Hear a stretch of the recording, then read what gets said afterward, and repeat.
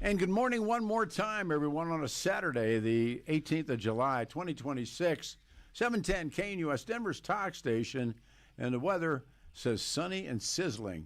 When you hot, 95 the high. Tomorrow might break a record of 101 degrees was in 2019, and we may be busting past that tomorrow. And on Monday, it's a dry day as well, and 99 will be the high. The case of the brutal murder of a young, actually she's a child, 6-year-old beauty queen, JonBenét Ramsey, and my involvement with it was somewhat legion in talk radio and investigative radio. But these folks have put together a book, and when we talked the last time, I had not read your book, and so I just went to work and read your book, and I wanted them to come back on the radio show because this book is, I think, one of the defining moments, perhaps, in the story of the murder of that little girl. It's been over 3 decades, and there's the cover picture of Patsy and JonBenét and Burke. Doc Miller is here, and Judith Phillips is here, and Judith, of course, knew Patsy, and Doc and I ended up in courtrooms together. And the book, I first of all, Doc, the book's great. Thank you. No, man, it really, and I think we were talking about J.T. Colfax off the air, and we'll explain him later, but all of these, I dubbed them, these are sideshows. Right. And then you gave me the theory why all of these nutcases showed up, and then what happened to them, and your explanation again is? Well, useful idiots, I think, is Lenin said that best. Is the term that's been coined. Yeah. The whole point of these sideshows was to take the spotlight off of John and Patsy and Burke and place it on other persons who they could use as in some cases, a plausible potential murderer, like J.T. Colfax or Linda Hoffman Pugh. Santa Claus. Santa Claus, of course. And then Fleet and Priscilla. Oh, yes. And they were all attacked. They were all demolished in one way or another. Even their friend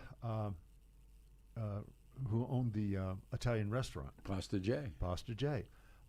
When Pasta J, he was one of their greatest supporters, one of their greatest friends. I believe they're still friends to this day. Yeah.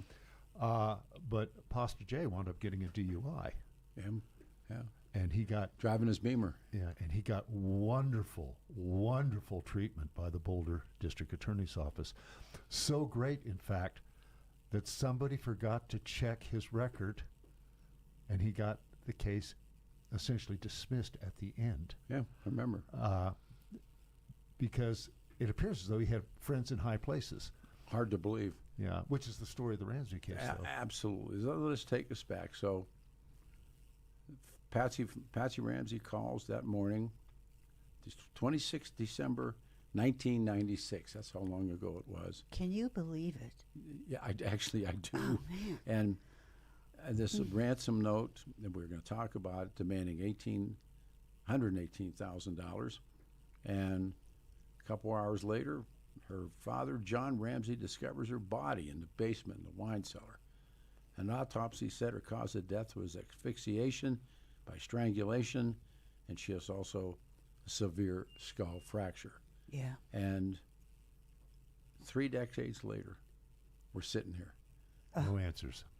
How? Now, you knew Patsy. Yes, I did. Talk about that. You know, on last week's show, you asked me the same question, and I wasn't really sure what to say. But then I thought about it when I went home, and I really wanted to make it known to you that Patsy really was a wonderful friend and fun to be with and mischievous, and she was really a fun... How did you meet her? I met her in Atlanta. She had worked at a business with with my husband, Hayes Microcomputer Products, in Norcross, Georgia, and they met because he had sold a bit of software to the company, and Patsy was in charge of the marketing of this particular product. That's when they were they had a startup, right?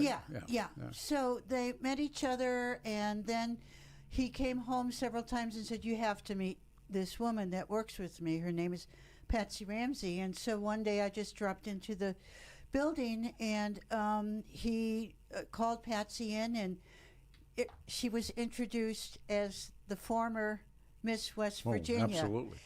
which took me back by surprise when I first met her, because I thought, That was the intro?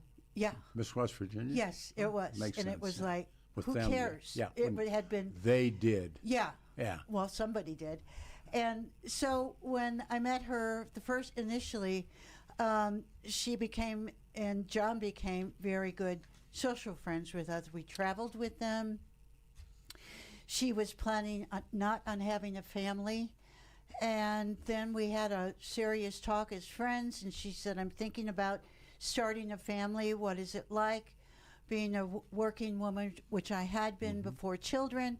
And she wanted to know specifics about what it was like being a mom. And so we did talk about it, and lo and behold, it wasn't long after that she was pregnant with Burke, and I was pregnant with my daughter at the same time. So She was Miss West Virginia in 1977. When her sister, yeah, Aunt Pam, was Miss West Virginia in 1980. yes, And they're the only other state in the union that had not back-to-backs, but spread out like that was Arkansas. Arkansas had sister Miss State, yeah, and West Virginia was the Paws. Patricia Paw and Pop. Remember Paw, Ma Paw, and Pam Paw, and that. They were all the Paws. So yeah, she marries this guy, John Ramsey. yes, she did. Now, he had been married before. Yes, he had. He was divorced. He was living in an apartment building, and she had some very close friends that lived near John in an apartment building that they just graduated from the University of West Virginia, and they all came to Atlanta to get jobs, and their friends introduced Patsy to John. And then That's history. They dated and got married. when did they come to Boulder? And why? Okay, they came to Boulder, let me think, 1990. I thought it was 91 is what I've always read. It could be, Yeah. 1991. They came there because John, initially they came to Boulder periodically because John and his company was located and headquartered in Boulder, Colorado. So they would come 3 or 4 times a year, and Patsy would accompany him, and we'd get together. And then they consolidated the company, and the company's headquarters was then assigned officially in Boulder, Colorado, and the new CEO was John Ramsey. Yeah. So they had to move, and Patsy announced it to me, and I was surprised but pleased, and we helped them find their house where the murder occurred, and never did I ever would have realized that such an atrocity would have happened in that house. Were you in the house? Have you been in the house? Oh, many times. Yeah. Mm-hmm. I told the story. Our guest, by the way, if you just joined us, on Prostitution of Justice, it is the Ramsey book to read. Years later, Doc Miller's with us and Judith Phillips. How can people get the book, by the way? Well, it's available on Amazon, of course. All right. There's also a European company called Ingram Sparks, and we're working at expanding the circulation. We need to get it in more bookstores. Oh, absolutely. Writing a book is one thing. Marketing a book is a secondary thing, I understand. which should have been primary. Yeah. But nonetheless, the book is doing quite well now. Is it really good? Yeah, Good. my thanks to you. And certainly Please. last week showed a big bump in sales. Please, let's say we hope we sell a bunch today. Well, I'd Yeah. like to get the truth Thank out. you. And you've been very helpful on that, Peter, and I want to thank you for that. Yeah, I thank you. I was in their house and got thrown out. Uh-huh. Yeah, Anne Louise Bardak, who you write about, Yeah. right. and I was in the time machine a lot reading this book, but Annie, as they say, they called her Annie, but I knew who she was, and I got a phone call doing the morning show in Cahow, and they said some woman named Bardak wants to talk to you off air, and I said, this is Anne Louise, who allegedly was the lover of Castro and the lover of all these. She knew Hemingway, you know. She's a legend, and worked at Vanity Fair, worked at a lot of places. Yeah. And I said, I wonder if that's the same woman. And I took the call, and she said, you're the guy that I'm supposed to see. And I said, who are you? And she said, I'm Anne Louise Bardak. And I said, and I thought, wow. And you know, when you meet these people that are really your idols if you're in the business. And so I met Anne Louise, and she was I was telling somebody the story the other night. Here she's dressed like New York, and I'm dressed in a pair of cutoffs and a baseball hat and everything. And she said, let's go see the house. And so it's on 15th Street in Boulder. I'd been there before. So there's the for sale sign. Remember, they were trying to sell it. Yes. Yeah. And there's a for sale sign. So Anne Louise, she had the nerve of an upstairs thief, and I, you know, I'll go with it. So she said, let's go to the house. So we parked out front, and the neighbors would come out, and all these sophisticated Boulderites. You remember? I mean, did you ever go through that experience? They would express themselves. Oh my gosh, I lived there. Oh, I know. If you live in Boulder, yeah, you have to wear a safety vest, or you have to cover yourself, because people are very willing to give them a piece of your mind. Well, the first thing that they screamed at me began with the letter F. Yeah. Okay. Well, welcome to Boulder. And but they were like, and that's why when Schiller does Perfect Murder, Perfect Town. Yes. They couldn't believe it. So anyhow, Annie and I went up the stairs, and that's the side. On the left side of the house was a screen door. It was open, and it led right into the kitchen. And I could see the circular staircase where allegedly I found the note, Winky Winky. So come on, Annie. So we go in the house, and I'm going to beeline it. I'm going to try and get to the basement and see that room, the wine cellar. And here comes this woman, and she's loaded for bear. Who was it? I have no idea. No, she was like a housekeeper or a cleaner, or I don't know who she was. And she started screaming, and I said, we want to like, and here's Anne Louise, who looks like, you know, $1 million. And I look like $1 million after taxes. And we're standing there, and I grabbed Annie's hand, and I said, we want to buy it. She didn't buy it. She get out of here, you know. And then she looked at me. She said, I know you. Uh-oh. She didn't know Annie, but she said, I know you. Interesting. And she chucked us. Because you're a voice. I don't know. I don't. Yeah, I don't. Yeah, maybe. I don't know. I mean, she just threw Anne Louise out, and she did. At that point in time, I think. I mean, her writing style and everything, and you have to go back and read her. I just read her article Did you the again? other day. Wow. And I'm stunned again. How fresh it was. She's great. And how it was great. How it described and explained everything, and of course with the assistance of Steve Thomas. Yeah, that's right. She got the scoop. She got a copy of the ransom note. Yep. They published it in Life magazine right afterwards. Oh yeah. That was one heck of a piece of journalism. She was great. I mean, it was she great. was a real highlight for me to know her. The writing, though. I mean, her writing. Oh, she was wonderful. So good. But you can see where she knew Hemingway, and she knew. Yeah. She wrote about Castro. I mean, Yes. she wrote about Castro. Yes. And I never really. I thought it would be improper. Hey, Annie, did you Winky Winky with Fidel? You know, but because that was always the rap. But what a wonderful story, and she was just so that was one of the highlights. And at that time, you know, Patsy's still alive, John, and they're in Atlanta by then. Yeah, I think so. And They got out of Dodge real quick. Real quick. Well, they wanted to go that night. Yeah. And Fleet White, and that's the story of Fleet White, was Right. Fleet, where are you going, John? Yeah. Why are you going? If you just joined us, everybody was drawn to the book. Actually, everybody was drawn to the murder. And I'm going to ask why. But Doc Miller and Judith Phillips, and the book is Prostitution of Justice. If you have any interest in this case at all, this is a home run. Why do you think that this story, this brutal murder, I have a theory, but you guys are, why do you think it got so much attention? American mythology.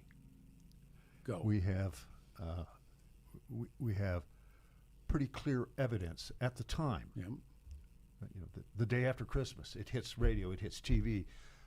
Days later, it's in every tabloid magazine across the nation and all the way to Europe. It's this enormous murder, and everybody thinks they know who did it.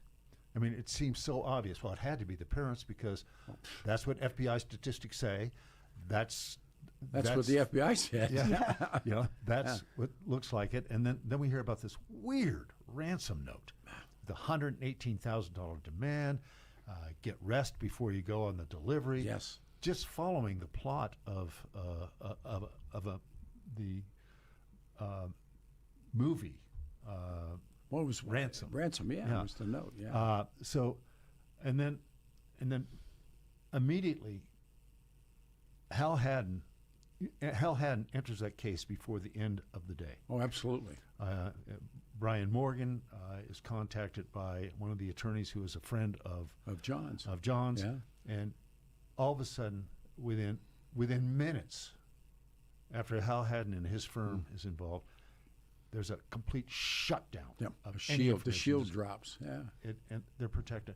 And then the control of the story is taken away from Boulder and put into the hands of the Ramseys public relations firm. They hired a PR guy. Very big PR firm. He came up to me in a press club, and I went, you were flanked. He flacked, as they say in the business. He was the Ramsey's flack. He was. So anyhow, they began to create this, and then one of the things I found interesting is of course, there's the funeral marches. There's the They funeral. set that up. Yeah, the funeral down in Atlanta, Yep. and then the memorial service in Boulder. With Roll Hoverstock. Yeah, where they set up a almost a conga line. They told people where to put the cameras. Right. I was so, because Were by you there? that, no, I was not allowed. Yeah. When they pulled the You were not Naysayers and allowed. doubters not allowed. when they had that famous, infamous. And by the way, we have a bunch of Ramsey tunes that we did. We'll pull some of them up. I got a minute to go here, but I had a wonderful partner who is no longer with us, and we invented a company called Media Horror Productions, and we would do these Ramsey tunes. And he's no longer with us, but he should be with us this morning. He is with us this morning, but no, I was. And then they told people, because Hoverstock then wore that mitre hat, Right. and they had and everything. He looked like the Pope. Yes. Mm-hmm. Do you remember? Yeah, God, see, you remember. That's what's so great to sit with you. I mean, they controlled it all the way down, literally, as you're saying, to the costuming. Oh, and then they built a set, and they invited, and this is the beginning of idiots like Paula Woodward and those people that came in and were Where there able, was money to be made. always is. Yep. It's gonna be 95. Doc and Judith are here. The book, Prostitution of Justice. We'll get into open lines and what you can ask and talk. Stay here, 710 KNU. Your Saturday forecast across Denver and the Front Range. Abundant sunshine, abundant summer heat, and we're going to be dry under a building ridge. Highs today and Sunday in the middle and upper 90s and overnight lows in the middle and upper 60s. Later this weekend, especially into Sunday, we'll kick in some breezier southeast winds, and that'll be the case for Monday and Tuesday, helping to keep afternoon highs middle and upper 90s. Mostly sunny starting the work week with lows middle and upper 60s. I'm day weather meteorologist Don Watson.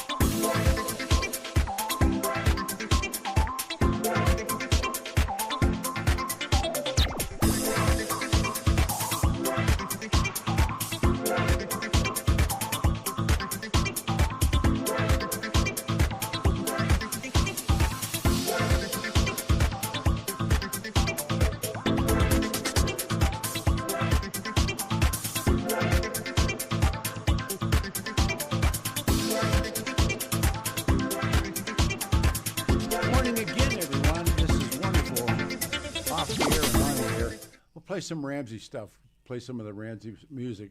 Saturday morning, July the 18th, 2026. Good old 710 KNUS, and in studio, great guests, Doc Miller and Judith Phillips, and Prostitution of Justice, the JonBenét Ramsey story.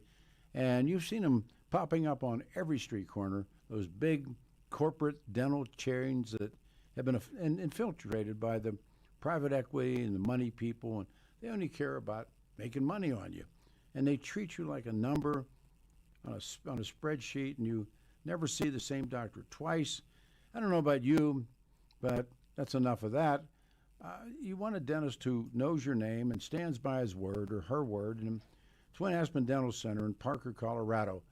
And Dr. Richter has been my dentist, but he's also my friend.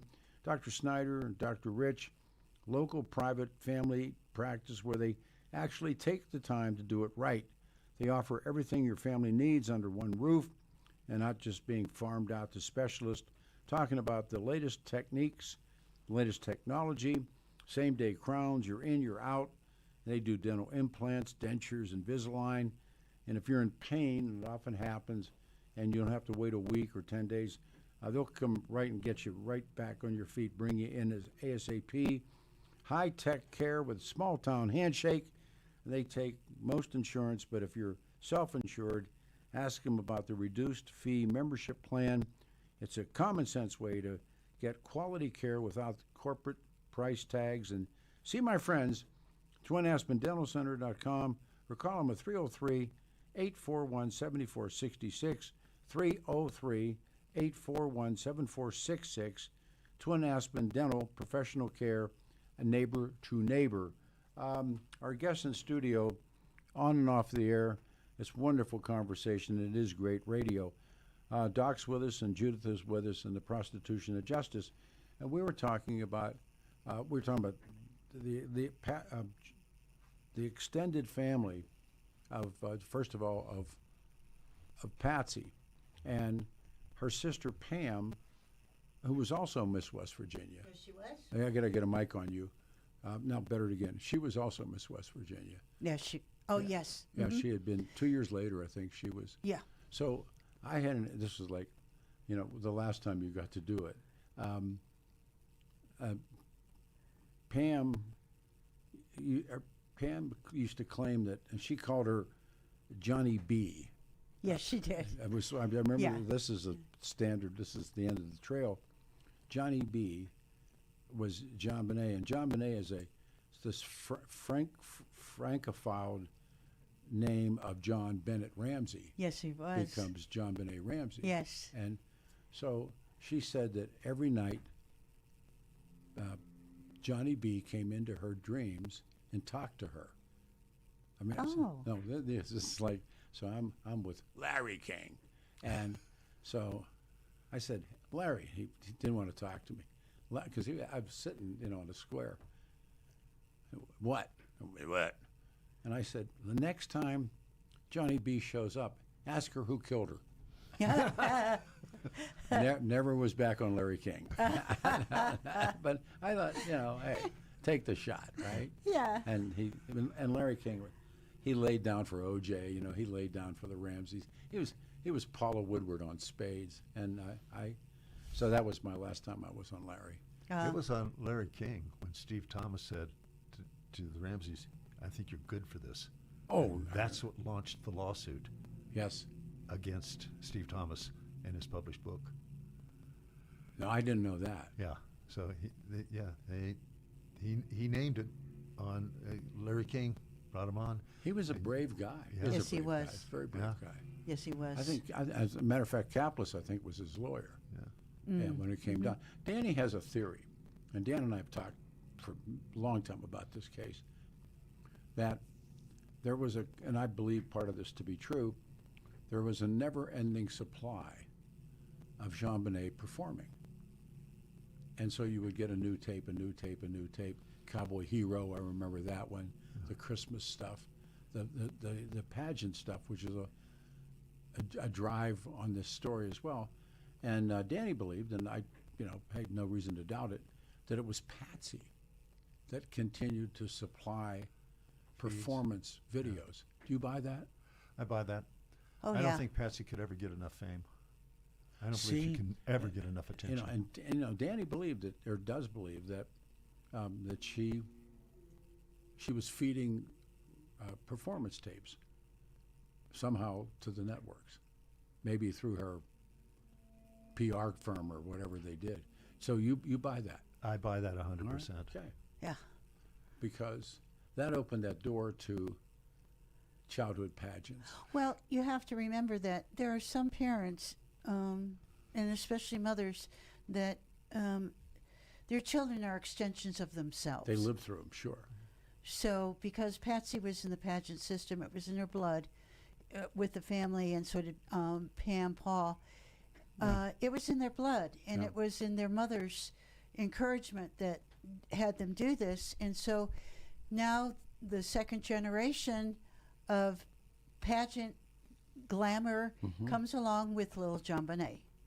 And there was a time when my daughter, who played with JonBenét, went up to her room and saw these trophies on JonBenét's walls. Well, she and must said, have dozens. "What in the world are those?" And JonBenét said, "Well, they're trophies, but they really don't belong to me. They belong to my mother." Wow. Now, yeah, What an insight. yes, exactly. And we got booted out of one of those shows. It was at the Denver Merchandise Market. Why were you booted? They saw me, Oh. and they knew that we had been heavily critiquing Yes. Yeah. beauty pageants, and Yeah. they just said, "Leave." Okay, and you know, and I didn't realize they do little boys. They dress up little boys in tuxedos, and they're like little Mister, little escorts. Thank you. Oh, please. No, for real. Really? I saw it. Yeah. Ugh. I mean, I got in like for about 15 minutes, Yeah. and then they cordially asked me to leave. And you know, you don't make a scene in front of kids, and so I just hit the bricks. But I saw little boys in tuxedos. Yeah. Wow. Yeah. It reminds me of that movie, Little Miss Sunshine. I love that movie. Yes, yes. And this little girl wants the biggest thing in the world for her is to go on a pageant. Yes. And it shows you, especially the other girls, all made up, spray tanned, hair, Oh, man. you know, coiffed just perfectly, beautiful dresses. Oh. And that's the way it was. How much money do you think Patsy A and John lot. pumped into that kid? A lot. And unfortunately, the person that didn't get much attention and was Burke. kind of pushed to the side, exactly, was Burke. No, and here we go again. Doc Miller and Judith Phillips are here. Prostitution of Justice is the book about the Ramseys. Part of the story that followed that the morning that Patsy Winky finds the note, and she calls the cops, which the note tells her not to do. Yeah. But that's the first thing she does do. And Well, that we know of. I'm sure she was busy way before the call was she made. dressed up like she was dressed the night before when they entered Yes. the door. I mean, she's pleased. But there's a story that the phone never hung up, Yep. Yes. and that's true. See, we don't know, do we? But there's part of the mystery. We do know that there's an enhanced tape Yes, of Burke's voice in the background saying, "What do you want me to do?" yes. And John saying, "We're not talking to you." Or go back to bed. Right. And But the so- "we're not talking to you" I think is a that's very strange. interesting and Here's- important statement. You know, having relived it all now since I'm reading your book, read your book, why didn't they say, "Have you seen your sister? Did you hear a noise last night?" I think they had the answers. Well, of course they And did. so Yeah. what would be natural Yeah. under a circumstance where a child was truly missing Yep. would be to ask those questions. What would be natural if you knew what had happened Yeah. would be to avoid some of those Oh, questions. I mean, and when he does come downstairs, and here's his mother looking through spade fingers, and Crying. cops are there. Yeah, the fake cry, and he doesn't say, "Where's my sister?" He doesn't say, No. "Where are we going on vacation? Why are the cops here?" Mm-hmm. He says nothing. He disappears immediately into the hands of the Whites and is taken over to the and, Whites' and home. Priscilla took him home. Yeah. And then later, White is accused of the murder by the Ramseys. Well, sure, she accused the housekeeper, Yeah, everybody. the Santa Claus. Yeah. I mean, everybody. And Judith was fortunate to be in Chicago at the time, or she would have been accused. Yes, I was really Oh, thankful that I was away, out of town. They would have accused me. I'm sure of it. I'm sure of it. We got time. We got calls. If this is who I think, I think it's who I think. Jan, is this you? It is, yeah. Hi, Peter. How are you? Legendary Jan Scott. For those of you who are talk radio folks, Jan Scott. All the places. I'm going to keep you for a moment with us too. Jan, how many stations you and I worked together, and you covered the Ramseys very, very well. If you would ask these, the folks are putting their headsets on so they can hear you. You were involved in it. We both talked to Alex Hunter. I remember you talking to Alex Hunter.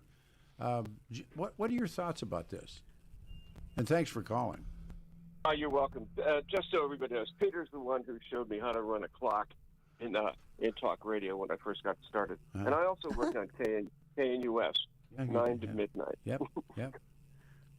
I did talk to Alex before he died at a meeting, and I was asking him about it, and he told me he just let loose, and he told me that he did not believe in the intruder theory, and he said, I fired Trip Moose then, and I'd fire him again.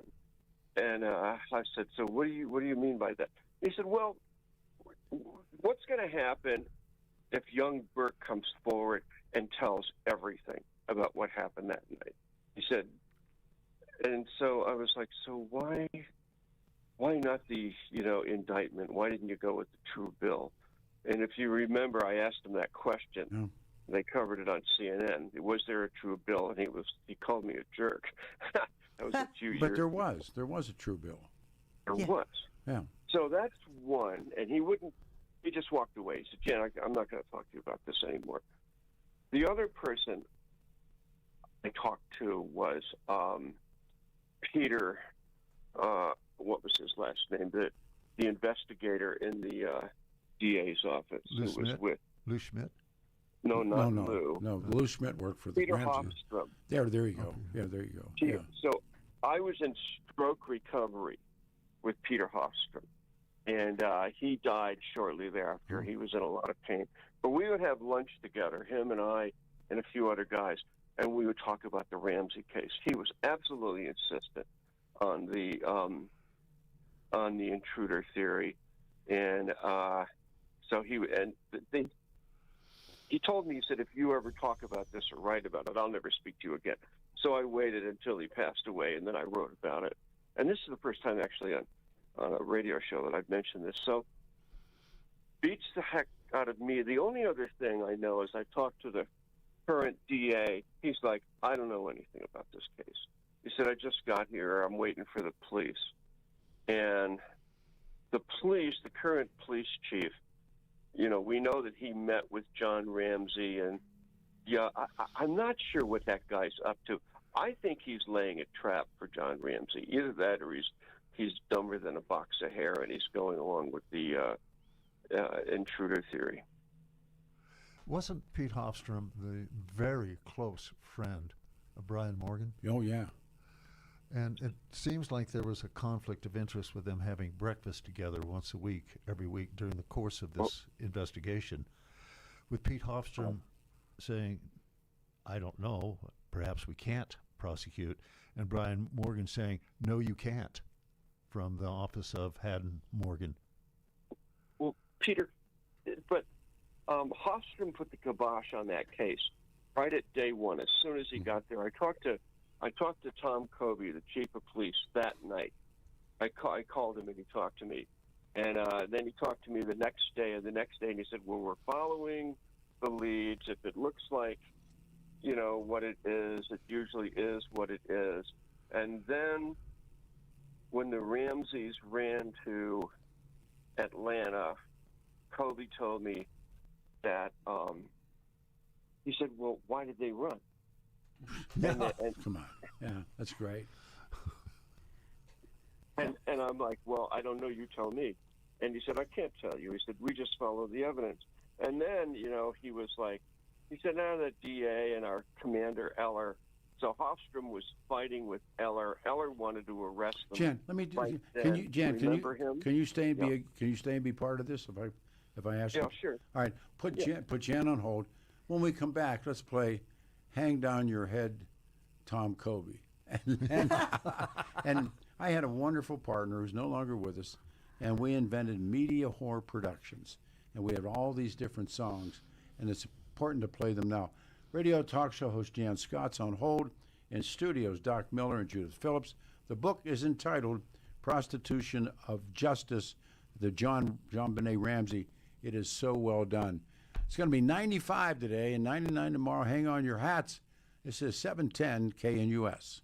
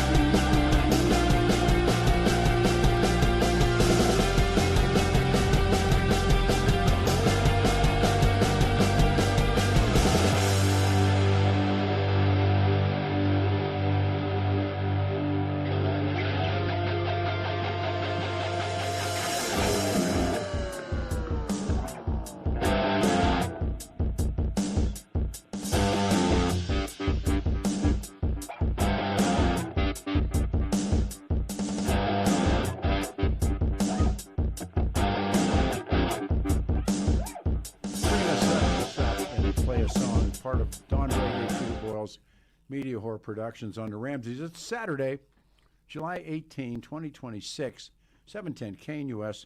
On hold is legendary radio talk show host Jan Scott, who went through all the stuff in Boulder. In studio, Doc Miller, who was one of the two people who went to jail in the back of this, and Judith Phillips. So I had a wonderful, wonderful partner who we've lost, and his name was Don Reggae. And I was telling the folks in studio I would come up with songs.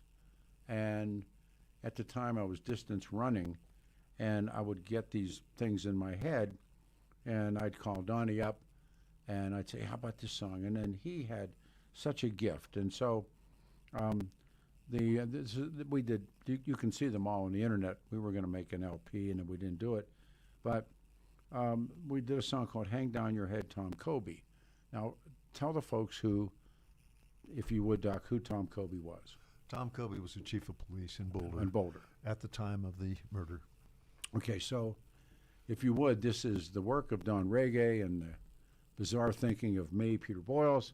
This is one of many tunes. We'll play a couple of bars of it. Hang Down Your Head, Tom Kobe, if you would. Throughout history, there have been many songs written about the Eternal Triangle. This isn't one of them.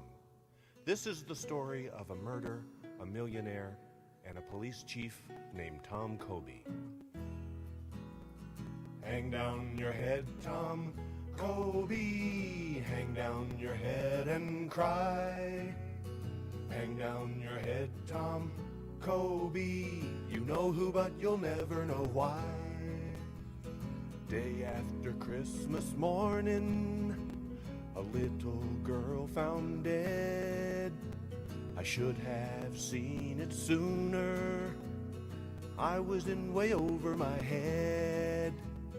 Hang down your head, Tom Kobe. Hang down your head and weep. We'll do much of this throughout the morning, but you can see the talent of we've lost him. And he was a dear friend, Donnie Reggae. And I came up with that one, Hang Down Your Head, Tom Dooley. Hang Down Your Head. And it was true. On the line with us is the kind enough to be with us is Jan Scott, who went through all of this. And in the studio is Doc Miller and Judith Phillips. Moving close to the mic, you went to jail. Yes, I did. For how long did you go? Oh, it was only for a day. Yeah. I was required to surrender to the police, to the Colorado Bureau of Investigation. I think it was an 8 o'clock surrender. They fingerprinted me, did the intake, and then they gave me a very nice ride out to Golden, where I was incarcerated, inserted into a cell. Yeah.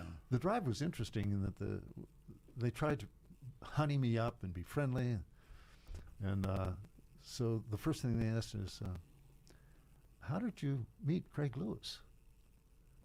I can tell you how I met him. Yeah. I looked out the window and I said to my right, and I said, Craig who? Ooh. Jan, did you know him? Did you know him, Jan? Refresh my memory. Who was Craig Lewis? They were the Globe guys or the Inquirer guys, and they were checkbook journalists, and so when I went on the air on KHAL doing a morning show and said that I had seen the note, and I didn't see the original, I just saw a photocopy of it, which was the note. Good enough. Yeah, good enough. And I went to Zadie's. That's where I was taken, and there was a guy had a badge in his pocket and he showed me the note. So I said it on the air. I said I saw the note, and so because everybody wanted to see the note. Yeah. And I'd seen What was the note? the ransom note, and so that, so you can know that somebody that was connected had a copy and wanted to show me, because I think we were leading the league by then on the story itself, and nobody else was touching it. I don't think I knew Craig Lewis, or I might have known him. I think he was. Jan, you had he was to. screaming at me. I'm sure He was screaming. I'm He was I'm screaming sure. at me one day in front of the Justice Center, and Lee Hill got in the middle between us and said, "Stay away from him." The guy, he was volatile, right? Oh, very. Oh, yeah. Very. And Okay, I know that guy. so we went. I was married, and we went to Rodney's in Cherry Creek for dinner. He took us to dinner, and he was telling stories about they had bought Nicole Brown Simpson's diary from Craig her did father. that. Yeah, Craig from her found father. that. Oh yeah. Yeah. And they were taking, they were tracking Princess Diana. I mean, they did all kinds of stuff. So he grabs my hand, points to my class ring, and he said to Kathleen, he said, "Do you like diamonds?" And I mean, it was just out of nowhere. And he said, "I will." And he looked at me and he said, "I will give her a diamond as big as your class ring, if you give me the note." And I'm just a true story. And I said, first of all, I don't have the note. Second of all, I wouldn't do it anyhow. And so that was part of their defense, was that they were showing the note around. Craig once came over to my home. I was rehabilitating from the heart attack. And I said, he had a brand new convertible. Oh, yeah, sure. I said, "Nice wheels, Craig." He says, "I'll give you the convertible, and I'll put $50,000 in it Oh, for yeah. a copy of the note." Absolutely. Jan, they wanted that note. And so when I got the subpoena, I was skiing, and my son was he was still I think right out of middle school, and they came on the door, and Morgan answered the door, and they hit him with a subpoena. They hit my son with a subpoena. My son had to go. Wow. We had to go out. I take my son to the Taj Mahal. Real class. When he was worried, he was going, Yeah. "Dad, you're going to go to jail." And I said, "No, I'm cool." And then I sat in the box, Jan. We went for the third time, and what was the judge's name? Tidball. Yeah, Jane that was- Tidball. And so finally, she granted me a press shield. And I was telling the fellows on Jeff and Bill that we have because of that case, we have a press shield. We have they're never going to throw me in jail. That's good for every DJ in Colorado. too, now. Absolutely, now has a press shield. And so, Jan, when did you step into this, and where were you working when you did this? I had a TV show in Boulder That was it. on Channel 54 every Wednesday night. That was it. And I stepped into it the night of the murder. I happened to turn. I think it was Christmas night. I happened to turn the police scanner on, and I heard all this activity going on about a girl who had been murdered, and where it was, and I called Tom Covey, and he was in his office. He answered the phone, and so I started like at 9:30 that night is when I got involved, and then I talked to him every day. The thing was that he did not want me talking about him and or the case related to him on my Wednesday night TV show. So I shut up about it. I talked with Barry Hartman, the editor of the Daily Camera. Oh, there's a name, yeah. And Barry said, "Listen," he said, "you have access to Tom Covey." He said, "You're the only one. He's not talking to anybody." No, he didn't. So he said I would honor that. So I did. So I knew quite a bit that was going on, and I was also able to talk to Eller. Remember Commander Eller? He quit, Sure. right? And he told me straight up. He said, I wanted to arrest them right then and there. And Hofstrom got in the middle of it, and Alex was in Hawaii, and the whole case went right down the tubes. But that was about it. I listened to you and I watched it from afar, but I did have, in some cases, some deep access. How about this? Let me do this because we're coming up. Can you want to stay? Jen, would you like to stay? Okay. Yeah, no, this is it's my life. I love it. That's okay. So Jan's on hold in studio, and the book, I'm telling you, the book's a home run if you followed this case. Doc Miller and Judith Phillips, Prostitution of Justice. And when we come back, the song that Donnie and I did first was Werewolf of Boulder. And they used to play that, and it's the madness. And Warren Zevon, of course, did it. And Don Reggae, Media Horror Productions. When we come back, we'll open with Werewolf of Boulder right after the open. So stay here. It continues.